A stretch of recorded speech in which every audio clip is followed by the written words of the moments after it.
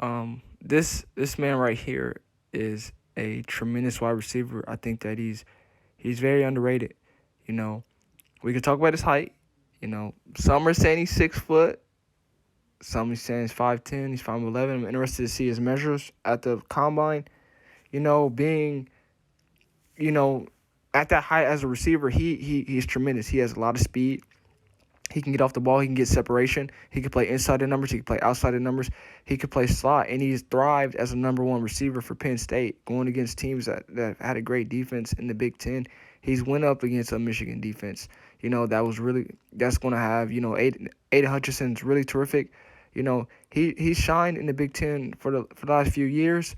You know, Before him, a wide receiver that really shined was a guy in Rondell Moore, who's a little bit smaller than him. He went to Purdue. He was a really great receiver. I think now he's with the Arizona Cardinals. We've seen guys like Rashad Bateman, Tyler Johnson, a little bit bigger guys. They're really solid too.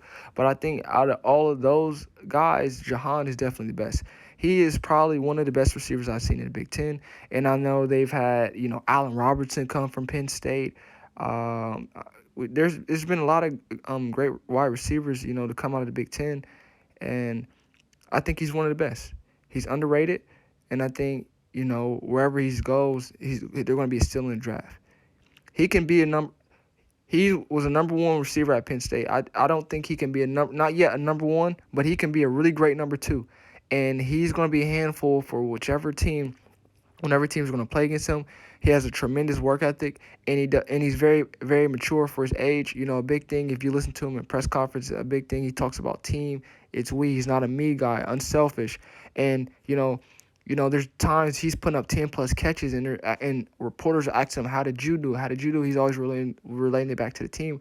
And I think when you have a wide receiver with that mindset that it's not about me or I had a great day, that's going to go really well in an NFL locker room, especially coming in as a rookie. You don't want, we've seen rookies come in and they don't really, fit in very well with the veterans. This is a guy you can put into your locker room. He's going to be okay, and he's going to be a guy that teammates are going to love. And I think when you draft him, potentially, second round, maybe, I don't know first round, but definitely second, third round, those guys are coming in.